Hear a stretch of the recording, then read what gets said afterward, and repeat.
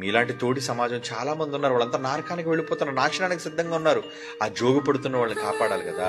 కాపాడాలంటే మీరు ఏం చేస్తారు చెప్పండి? సదస్సులు పెడుతున్నారా, సభలు పెడుతున్నారా, ప్రసంగాలు వినిపిస్తున్నారా, సోషల్ మీడియాలో షేర్ చేస్తున్నారా? ఒక మాట, ఒక పాట, దేని ద్వారా మీరు సహకరించి ఈ మాటలు, ఈ వాక్యాలను ప్రజల మధ్యకు తీసుకుని వెళ్ళగలుగుతున్నారు చెప్పండి? వాడు విన్నాడా లేదన్నది కాదండి, వాడు మార్పు చెందాడా లేదన్నది కాదండి, ప్రకటన ముఖ్యం. చెప్పడం అవసరమా? చెప్పడం ధర్మం. వాడకి సిద్ధపడిపోతుంది, ఓడ రెడీ అవుతుంది, కానీ వాళ్ళు నమ్మని అవిశ్వాసం దగ్గరికి ఆత్మరూపుగా వెళ్ళి ఎందుకు చెప్పాలి చెప్పండి? ఆయనకి ఏం అవసరం? అందరికీ చెప్పాలి అనుకున్నాడు, అందరినీ హెచ్చరించాలి అనుకున్నాడు.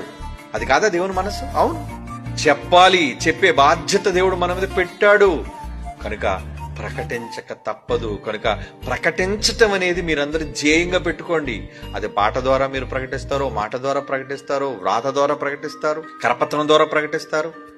ఏది ఏమైనా ప్రకటనలు బయలు వెళ్ళాలి, ప్రకటనలు సమాజంలో జరగాలి.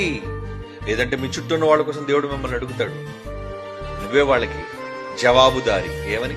నీ తరంలో ఉన్నవాళ్ళు నువ్వు కాపాడాలనుకోలేదా? నీ తరంలో ఉన్న వాళ్ళకి నువ్వు నిజం చెప్పాలని నీకు అనిపించలేదా? నువ్వెందుకు నేర్చుకున్నావు? నువ్వెందుకు నిజాన్ని విన్నావు అని దేవుడు ప్రశ్నిస్తాడు. మన ప్రశ్నకి జవాబు లేవు మన దగ్గర.